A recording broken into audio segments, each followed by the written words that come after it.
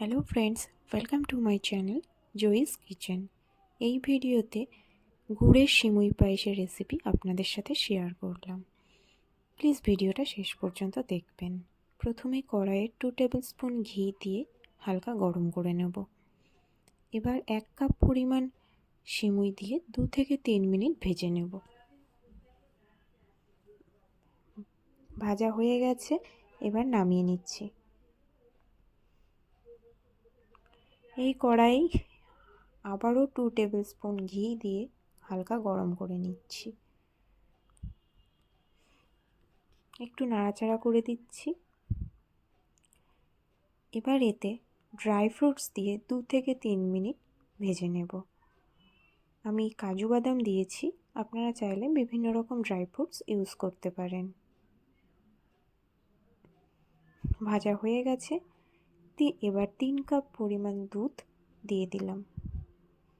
Mixed করে একবার দুধটাকে ভালোভাবে ফুটতে দেব।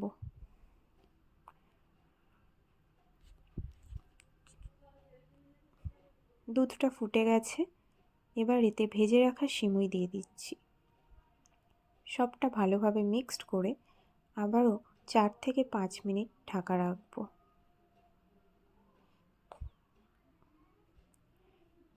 4 থেকে 5 মিনিট পর ঢাকনা খুলে দেখুন এটা ফুটে উঠেছে আর সিমুইগুলো সেদ্ধ হয়ে গেছে। এতে 2 টেবিল স্পুন গুড় দিয়ে আবারও ভালোভাবে মিক্সড করে 2 থেকে 3 মিনিট আবারও ফুটিয়ে নেব। তাহলেই রেডি হয়ে যাবে গুড়ের সিমুই পায়েস।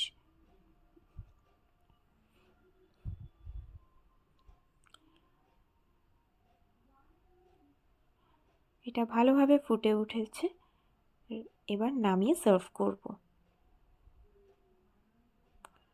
উপর দিয়ে কিছু ভেজে রাখা ড্রাই ফ্রুটস ছড়িয়ে দিচ্ছি। রেডি গুড়ের সিমুই পায়েস। ভালো লাগলে please do like, comment, share and subscribe Joyi's kitchen. Thanks for watching.